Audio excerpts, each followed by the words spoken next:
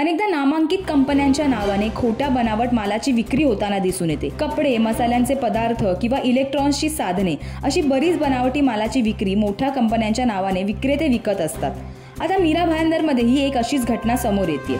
ती म्हणजे या घटनेत बड्या कंपनीच्या नावाने बनावट बूट आणि चप्पल तयार करण्यात आले आहेत। या संबंधित 3 जणांवर गुन्हा देखील दाखल करण्यात आला आहे। मीरा भायंदरमध्ये 2 परदेशी कंपनीच्या नावे तयार करण्यात आलेले बनावट बूट व चप्पलची विक्री केल्याप्रकरणी कारवाई करण्यात आली आहे। मीरा रोड स्थानक परिसरातील रेड रॉक, सोल स्टोर आणि जस्ट वॉक या दुकानांमधून तब्बल 12 लाखाचा मुद्देमाल जप्त केला गेला आहे।